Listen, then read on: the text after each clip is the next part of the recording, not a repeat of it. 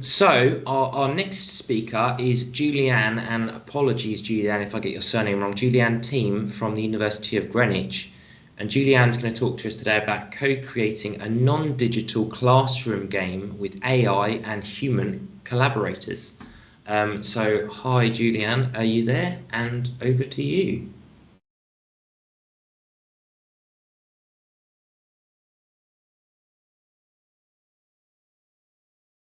Hello, thank you so Hello. much, Phil. And also thank you very much, Matthew, for the wonderful presentation. And I will actually pick up on some of the things, especially around prompts. So my name is Julianne, last name is Thieme, so very close, Phil. I'm a senior lecturer in events and tourism at the University of Greenwich in South London. And I created a non-digital classroom game to get people off the screen. But of course, I sat in front of the screen while designing it. What was the background? Why did I want to do it? So I'm teaching on a module for hospitality students that is called Food Production and Consumption. And in the students' midterm feedback, they were asking to learn more about origins of produce. So what I did is I developed a classroom game to teach them about the origin of spices, their importance in history and world trade, and also the dishes that we consume. Now, the background, why I wanted to create a non-digital classroom game. Big fan of Paulo Freire, and one of the quotes that I found inspiring is that education treats students as object of assistance, but we need to move back, to problem posing education, because that makes them critical thinkers. And we're always told we should produce critical thinkers. So the pedagogy background there is I looked at gamification, but even though we're on a digital webinar here, I wanted to focus on a non-digital game. Because gamification can provide solutions to recreate real-world experiences. Obviously, I couldn't take the students out onto the spice farms or onto the ships to 500 years back to recreate experiences of how the spice trade worked over the history as well. But gamification can provide a mean to recreate those experiences and also then ensure the engagement of the students with the material. So it's much more engaging than giving them something to read, for example. Direct them to the Wikipedia page around it, for example. Also, I wanted a non-digital game, since I think we all spend, and that includes the students as well, we spent so much time in front or behind screens, but I wanted a face-to-face interaction. And what was also important to me was the embodied learning, to really physically move around in the classroom. I didn't have any students with accessibility issues, mobility issues in that class. So I thought this would be really good because these students also had 4 hours back-to-back teaching, so they were sitting for 4 hours straight. And I wanted them to move around. So that was the pedagogy, that was the thinking behind the game development. So let's talk about prompts. The tool that I used to develop this game was Chat, OpenAI, and I kept the first prompt fairly open, just saying that I would like a 1 hour interactive workshop on the history of food, possibly spices, and just see what ideas I could get out, because I think it's a great tool to use OpenAI, for example, to give you ideas on what activities you can do in the classroom. One of the activities it suggested was a spice route a global exchange, like a game, yeah, the interactive activity spice trading game. And I was intrigued. I found that very, very interesting, and it involved splitting the students into smaller groups that each represent a different region that were involved with the spice trade. Everyone would get some starting spices as trading cards, so to say. Some of you might remember we used to play trading cards in the 90s, 80s and 90s. And then the participants needed to negotiate and trade those spices with the other groups to simulate the historical trade routes as well. So that was the basic idea, and I thought, this is great. I like this. Of course, chat grossly underestimated how much time that game would take. It said it would take 20 minutes. That's grossly underestimated. Then next steps that I did was the refinement of game materials. So those trading cards that the students would need. So ask it to create those cards as well. And again, it needed refinement there as well with the prompts. When I just said, can you provide the flashcards? It was literally just like, oh, Europe, Middle East, Asia as regions. And I was like, well, it's not a lot of information on that. I'd like the students to learn something as well. So I asked for more specific, with dates, with wars, with significant trades to be included. So it made up cards that are more specific, and the same for those spice trading cards then as well, to be more specific and provide more materials for the students to learn in this gamified way.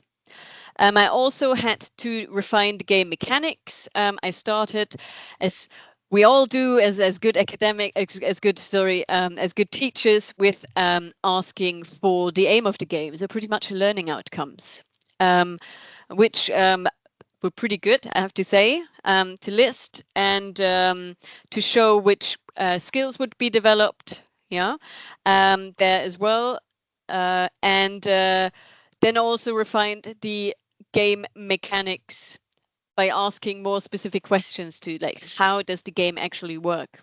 Like, explain to me, how does it work? I looked at what chat suggested, which was not bad, but I also then, because we can't trust everything that AI sometimes gives us, I also looked at some websites around game development to see if that's in line with what others have said about game development, and that helped quite a lot as well, and just made things a little bit clearer. Also, instructions for myself and instructions for the students. So I would recommend also look outside of using the AI as well, just to confirm information too. Yeah. So that's what I did then, just to confirm information and the game mechanics, because we can't, as I said, we can't always trust what AI tells us. For example, it said as an idea that as trading, as a starting spices, Europe should get ginger. And I was like, why should Europe get ginger? It's not native to it. Yeah, it doesn't grow in Europe, or didn't grow back then.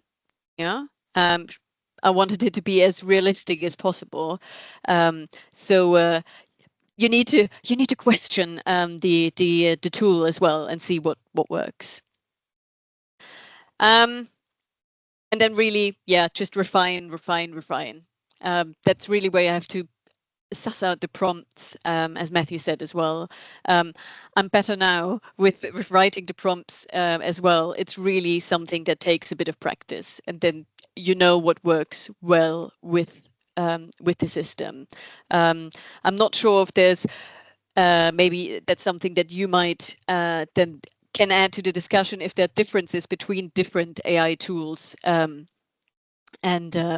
which ones can read your mind better, so to say, or which ones deal better with a certain type of prompts.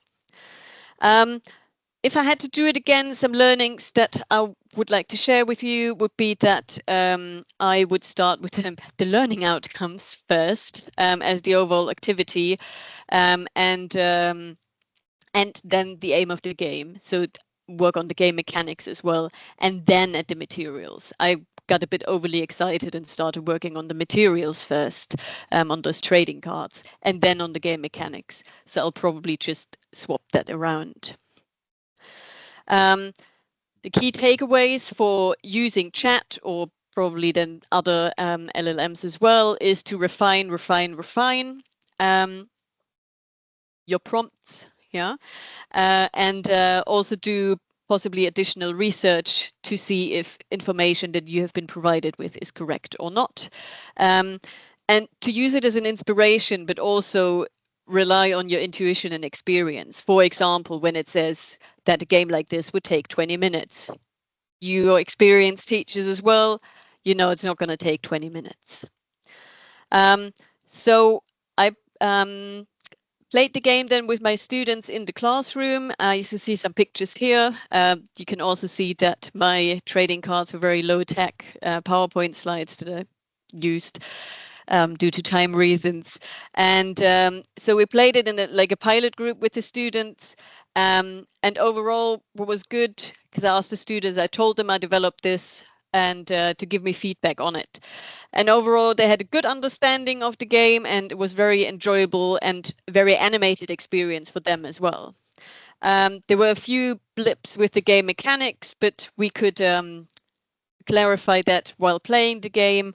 And however, the allocated time was way too short. So I had planned to play 4 rounds, and within 1 hour, and that was too short. So the 20 minutes that chat suggested was way out of hand. What was really good as well